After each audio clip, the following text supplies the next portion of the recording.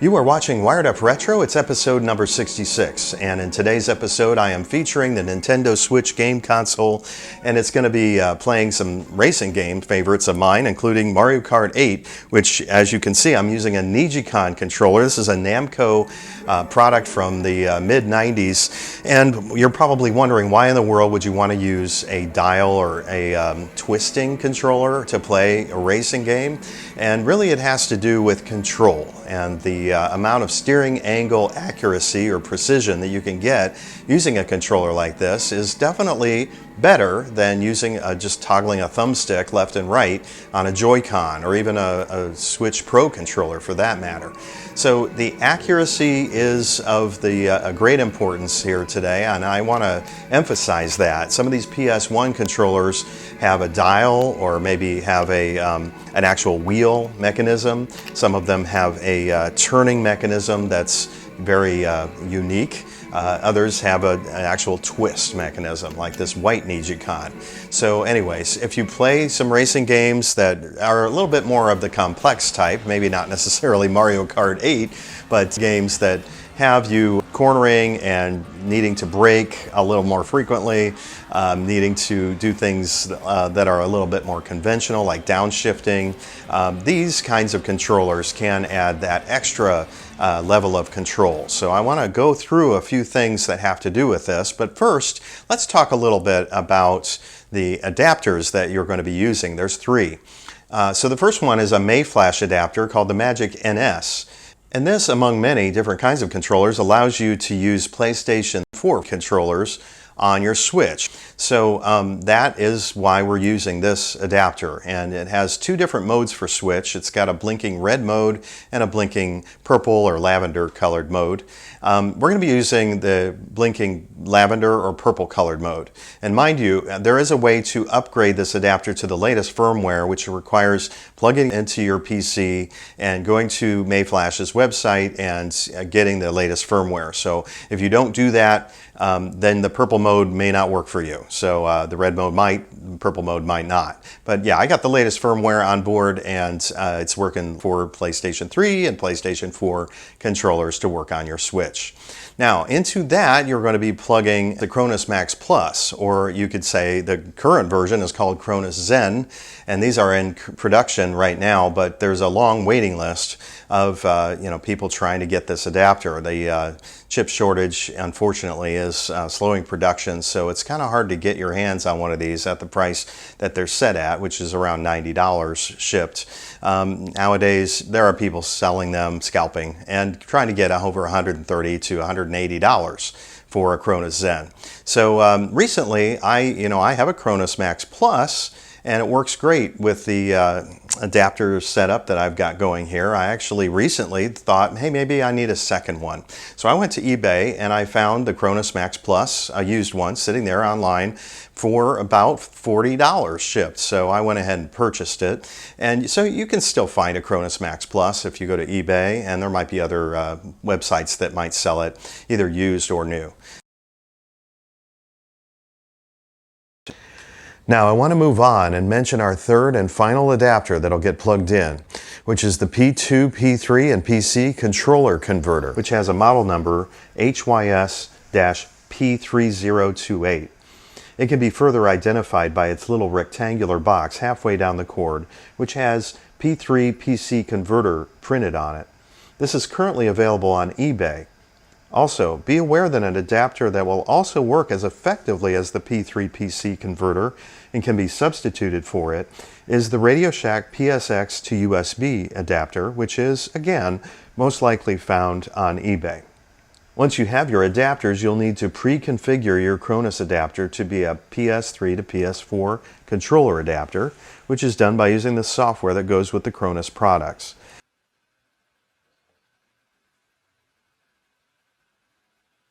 You'll also need to load a GPC script that I've written into one of the memory banks of the device. See the description below for more on that. Now just plug in your NeGcon or whatever PS1 racing controller you desire, and you'll be good to go.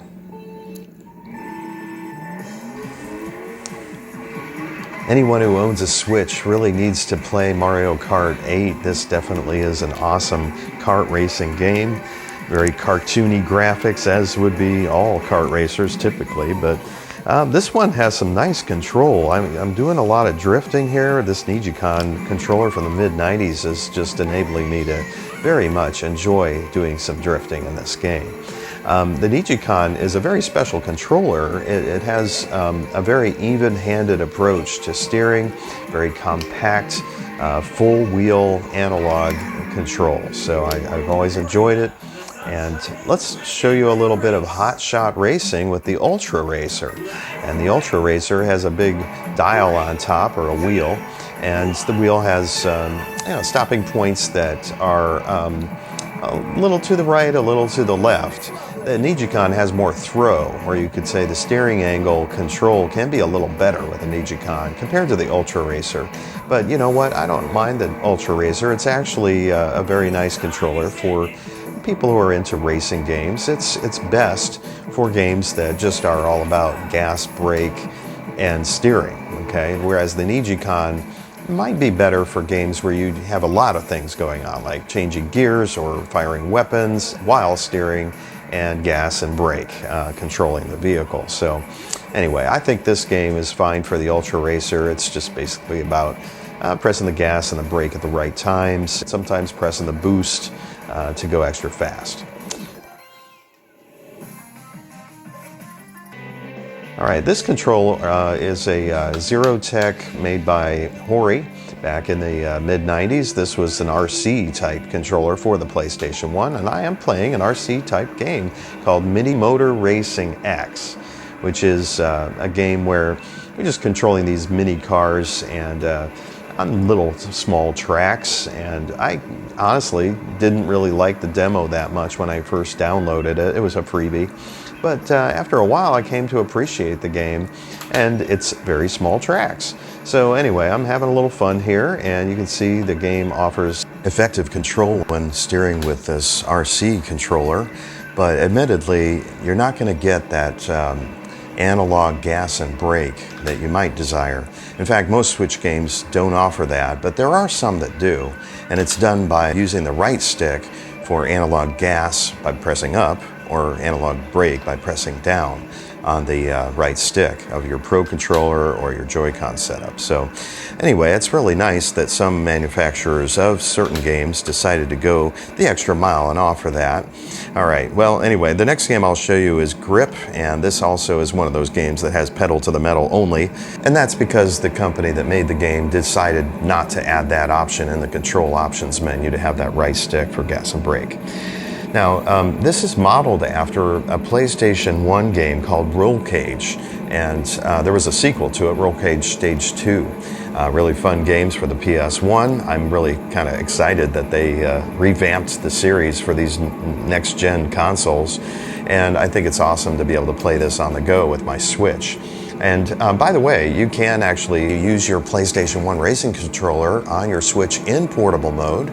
You would just need a USB-C OTG adapter, which will convert USB signal into USB-C. And that's pretty basic. Just add in that adapter and it'll work. Another thing I wanted to mention is that there is a way using these adapters to enable rumble in your PS1 racing controllers. Now, this has never been done before, and if you take a look near the end of the video, I'm going to show you how to set it up so you can accomplish this. So I'm actually kind of extra excited about this. I've always wanted to have a NeGcon that rumbles, or an UltraRacer that rumbles, and it's amazing to think that this has now been accomplished and really wasn't that difficult. So stay tuned, I'll show you that. Now, the next game I'm going to be showing you is one of those game titles that has the capability of using the right analog stick on your Switch controller to do analog gas and braking. You press up on the right stick for gas, down on the right stick for braking. So on my Switch console, I'm using this controller made by Madcatz called the Handheld Racing Wheel. And this controller is another RC type controller. And I've actually got a special program that's running in my CronusMax Plus adapter that has the capability to use that right stick up for gas and right stick down for braking within this controller, okay? And I'm using the trigger to do the analog gas, and I'm also, you can pull forward on the trigger to do analog brake. So it's fully analog. This is a very nice game to demonstrate fully analog control on the Switch. And not all racing games on the Switch have that capability to use right stick for analog gas and brake, only some do. And I've got a list that I'm showing below that these are the games that I know about so far that offer that capability. There may be others out there, so if any of you know of them, by all means let me know, and I'll put it in the description below so you can see additional games. Another game that offers that analog acceleration and braking is this game. It's called Rise Race the Future, and I'm using my white NeGcon made by Namco to play this game. And very nice in that it has springy buttons. These NeGcon analog gas and brake buttons are push-in buttons with a spring that gives you an idea, you know, you kind of have a feel for how far in you're pressing the gas or how far in you're pressing the brake. So it's pretty nice. This game's pretty cool. I really like the way that it's made, and the control is nice. And with the NeGcon, you can't go wrong. It's very awesome. I'll let you watch a little bit.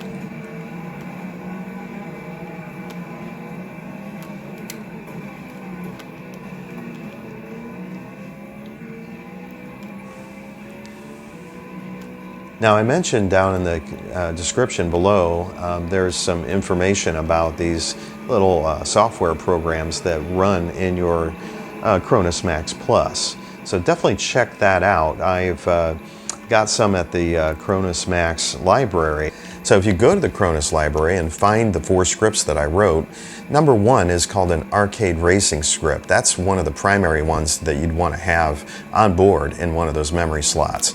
And the second one that will be the most helpful on the Switch is this new program that I don't have in the Cronus library, so that you have to go to the description below and then download that file and then put that into your Cronus adapter. So there you go. Now, scripts 2, 3, and 4, which are on the library, you can also put those in these Cronus slots, and that's fine. And they might be something that could help you out, but they're not going to be analog for gas and brake. Only this 5th script is the one that's downloadable.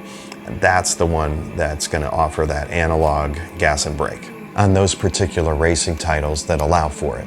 All right, hopefully that makes sense.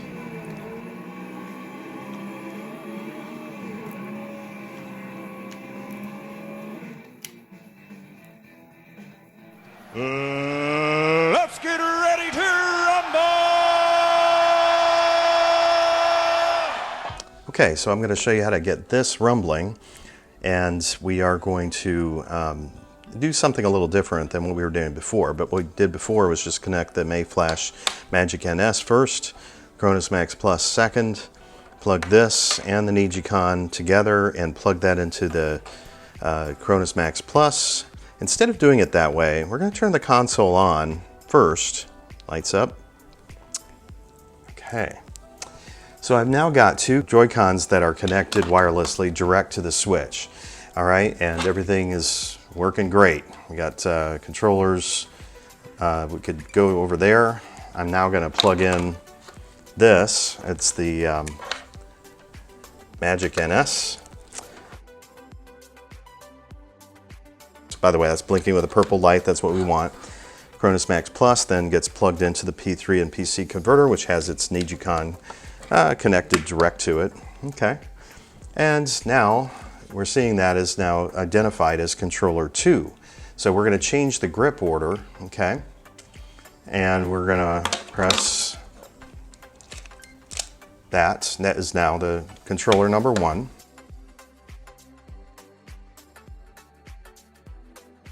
We're now ready to play some games. Now, I do want to go ahead and get out of here.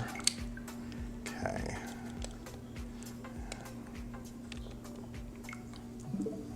and we'll select our game. Okay, now this game is one of those. Rush Rally 3 has the ability to do right stick, accelerate, and brake. Okay, analog. I'm going to put this CronusMax Plus over on its memory bank that has that GPC script on board, and it is now ready to roll. There we go. I already started the game a few minutes ago. Now, as of right now, I am just not going to get any rumble because this controller doesn't have any capability to rumble. I'm going to go ahead and pause it. Okay. And we are going to now connect these to the Magic NS. So I'm going to get it kind of quick blinking, and we're going to connect the right one first. You always do the right first. And it's now going to connect, and then I will connect this one, and it will hopefully connect too. We'll see. Now, so this one has connected as controller 2, and this is now being identified as controller 1, interestingly. All right. Now, is this rumbling is the real question. It's not. So in order to rumble, I'm going to have to use it, okay? And when it's used, it'll start rumbling. Okay, now it's in the rumble mode. Then I can start using the NeGcon. And I'm now getting NeGcon rumbling because I'm holding the controller, the Joy-Con up to it. Nice. It feels good. By the way, I've checked these controllers. The right one has a heavier rumble. Left one's more subtle. So you do kind of want to have that right Joy-Con being the one that rumbles. Feels nice. Really nice, actually. This is actually the first hour of my life that I've done this and connected them together. Now, I'd like to actually connect them in a way that I wouldn't have to hold it up against the controller, the NeGcon. So I'm going to show you a couple different ways to connect the Joy-Con to your racing controllers. Not just the NeGcon, but some of the others as well. Now the first option would be to use Scotch restickable tabs, and these are basically an adhesive that doesn't like stick and leave residue. Okay, so that's one thing that's pretty nice about these restickable tabs. Let me go ahead and open this up.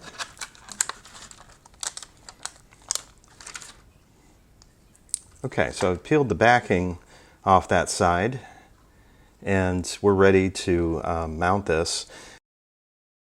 Putting it here. And then, there we go.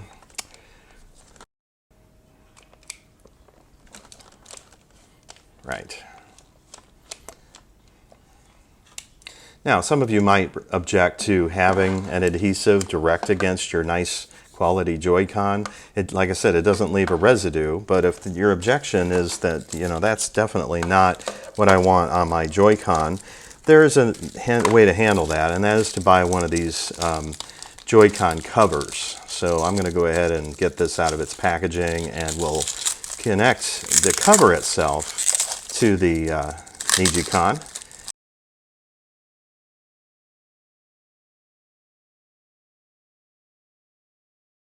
Okay, so it is now in there pretty well. All right, let's go ahead and now mount that. You could use 2 of these restickable tabs, and that might get you a little bit better adhesion, and that might actually be the best idea. All right. It does feel a little better now. All right, awesome.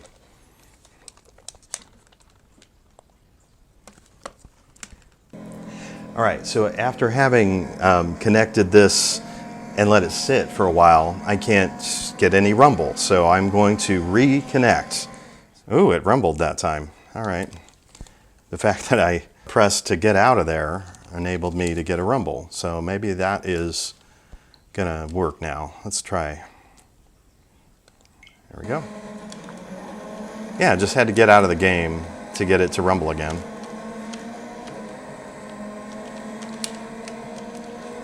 Yeah, it feels nice. It really feels great. Neat.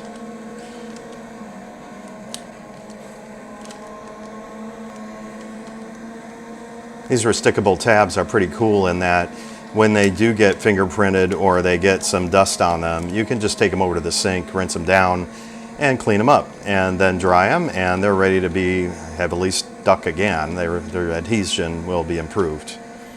So they're reusable, obviously, many times.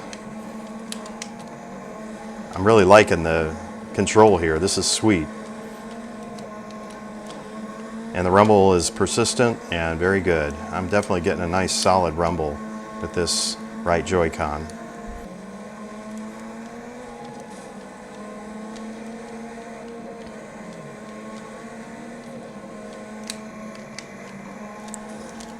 Now, the UltraRacer was actually my first specialized handheld PlayStation 1 racing controller back in the mid-90s.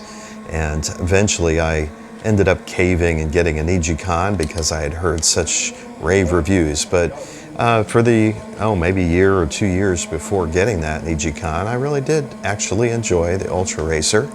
And I do want to also mention that this UltraRacer controller is for the PlayStation, obviously, but there was an N64 version, and that had a port for the Rumble Pack, which enabled it to rumble on your N64. So what we're doing today is very reminiscent of that.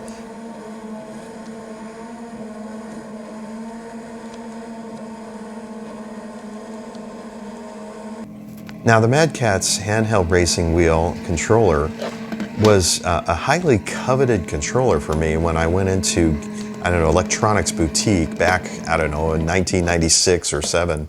And, I got a chance to see this thing up close, and I really, really wanted it. It was a little expensive. It had rumble on board, and for the PlayStation 1 games, it does rumble. I will mention that I wasn't able to get it rumbling with this simple 3 adapter setup that I have here, but if you add on your Joy-Con, it is going to rumble, so that's kind of extra cool. I really think that this is a pretty nice controller if you're really into RC-type controlling of your racing games. And it feels nice with its contours. It's very ergonomic, and I think it's well designed.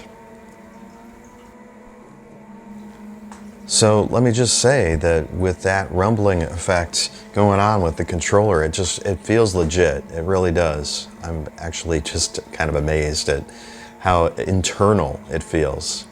It's pretty awesome.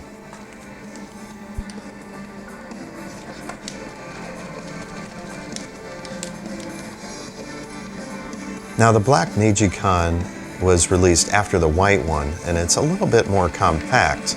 So when I tried to connect the restickable tabs and connect the two controllers together, it just wasn't quite fitting. So I decided to take these damage-free hanging adhesive tabs and connect them.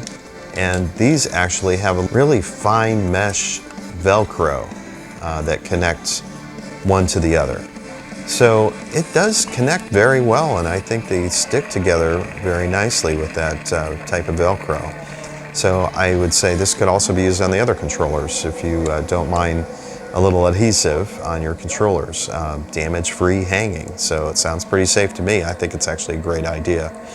So I thought I'd share that with you as an option for this, especially this controller, since they're a little bit more effective at connecting the two.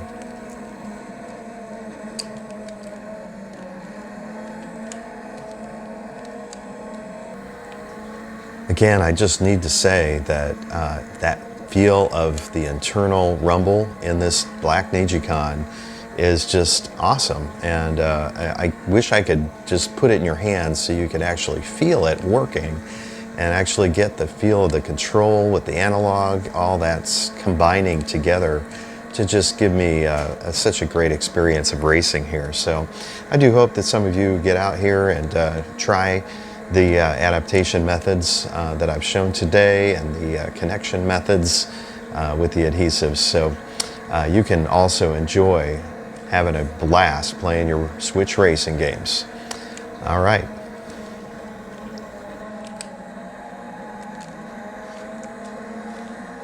I have one more little tidbit of information to share with you, and that is that if you don't have the Magic NS, but you happen to have another Switch adapter called the N100 Plus, this can be substituted for the Magic NS. It works the same, except with one exception. It does not allow the Joy-Con to rumble when it's dually connected. So anyway, that's a little bit of a disappointment. I have made an attempt to get firmware updated in this, but haven't had a great amount of luck with that. The website of the manufacturer doesn't really make it extremely clear on how to do the upgrade. So anyway, eventually I might get the firmware upgrade, and if I do and it works, I will mention this in the description below, so you can check back, and certainly I'll let you know if that can happen. All right, so I hope you guys enjoyed the episode. This was interesting. The Magic NS allows a wired controller to feed information into port 1 of your Nintendo Switch. At the same time, a wireless controller is feeding into port 1. So when I saw that that was happening, I thought to myself, this is an opportunity to get something rumbling that never rumbled before. The NeGcon, the UltraRacer, very exciting stuff for me as a racing game fan from yesteryear and in the future. I mean, definitely we're looking forward to playing some more new systems games with rumbling controllers that are from the mid-90s. That era of racing controllers is special. And not just to me, but to many other gamers. And if you are kind of, oblivious to all of this, hopefully I've kind of clued you in so you can get some handheld racing controllers and have some fun. All right, if you haven't subscribed to my channel, I would invite you to do that. We're approaching 1,000 subscribers, and I'm very much looking forward to having a lot of people press that subscribe button, click the bell so you can get notified when my new videos come up. I not only do racing game videos, but I also do classic video game videos that have to do with Atari and the 1980s gaming scene. And I've got an upcoming video about the Atari 5200 having to do with new accessories that are actually being made in the here and now. So I look forward to sharing that with you. I've also got an interesting Tron, let's put it this way, some Tron racing that'll be going on, Tron vehicle control with a very unique Tron controller. I'm hoping to get working. This thing is a massive controller, and I don't think too many people own it. It's unique, so definitely stay tuned. I've got a lot of great things in store. If you haven't checked me out on Twitter, definitely do that. I do provide additional content from time to time on Twitter. And definitely, I look forward to conversing with you in the comments. If any of you have tried this and have questions, I'm here for you. All right, so it's been great sharing this with you. We'll talk later. All right, you guys have fun gaming out there. Take care.